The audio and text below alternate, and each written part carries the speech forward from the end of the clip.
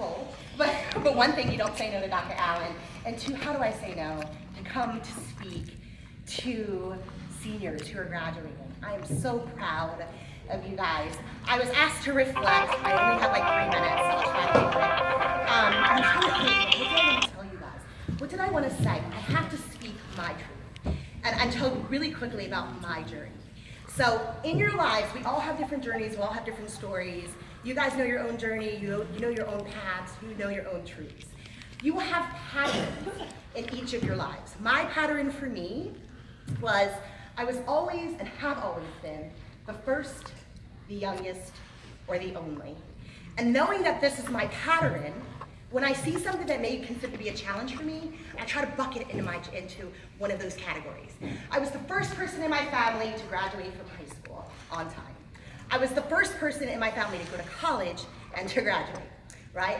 And even now, having graduated back in 2003, I still oftentimes find myself in meetings being the first, the youngest, or the only.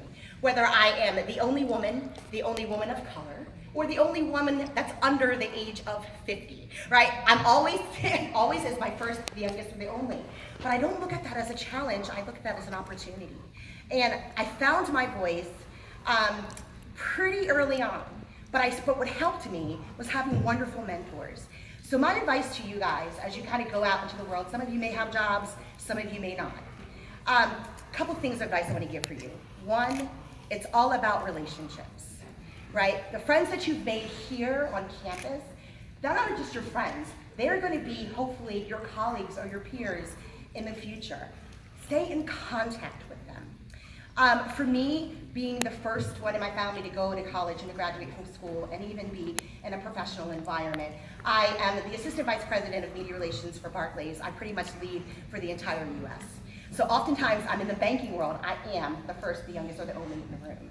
But what happens is I have my champions, I have my sponsors in the room who are at the table that I can talk to and I can look to when everyone else, it might seem like they're looking a little like, what is she talking about? But they're my champions and they speak for me and they speak with me. So my advice to you is to harness those relationships that you've made here, find them out there in your career as well. I too am a Public Allies alum. My journey was long and I won't go into too much of it, but I had to work my way through college.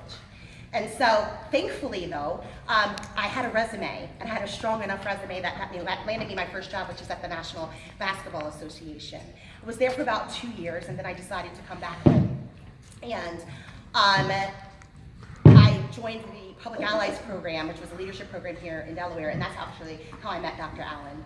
And he took me under his wing, and I became his mentor. Well, he was my mentor, unofficially, but I would job shadow him. And I would go, so my recommend for you guys too is find someone that you may aspire to be and ask them, can I shadow you for a day? Even in your field, because it may not even be in your field. He wasn't in my field, but I loved how he conducted himself. I loved how he carried himself. And I tried to emulate that. And so to this day, full circle, when he calls, I come. So again, my advice to you, know your own truth, see your patterns, adopt those patterns, and embrace them. And again, it's all about relationships. Dr. Marcia Taylor, I started off in broadcast journalism, and then after maybe 2 semesters with her, I realized PR is where I wanted to be. That was the best decision I made in my life outside of coming to Del State, because it's afforded me a life that I cannot, that I'm so blessed. I love what I do. That's my next piece of advice for you, is I know you graduated and I gotta get a job, I gotta get a job. Do what you love. I love what I do. And it's when you do what you love, and you get paid for it, that's bonus. And the third thing, the final thing, is know your worth. Know your worth. I didn't know my worth for a very long time. I was just happy to be at the table, because I was at the table with Dartmouth and Yale and Harvard and NYU, and then I'm like, oh, I'm Del State. But then a light came on. I am at the table with Dartmouth and Harvard and Yale, and I'm Del State, right? So own it. Own it, know your truth, own it, and I'm so super excited for all of you. Know that the alum, if you guys are from Delaware or from New York or from Connecticut, wherever you are, there's an alumni chapter. I encourage you to get involved. The campus today is not the campus that I first met, that I first stepped on, and it's beautiful. So when you can, make sure you give back in some way, because it means a difference for the next generation coming behind you. My daughter just turned 18, and I'm wigging out because we just got finished SATs and we're applying, and she's applying here. And when she told me she wanted to come to Del State, I was like,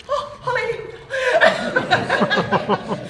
But why? Because I know the education she's going to get. I know the people that she's going to be around. Some of your alumni, they are amazing. You know, I came and I taught for a bit, and I know I'm way over time, I just gotta say this. You know, where they work and what they do is awesome. I only focus on mass communications, but they're executives at Showtime. They're executives at HBO. I head up media relations for one of Europe's largest and oldest banks. Del State is in the building, you guys. So go find those jobs. Go on LinkedIn, right? And if you see that, link in with them, because we help each other. Again, my name is Nicole Di Anderson. Afterwards, come see me, because if I can help you, I want to see you win. Yes,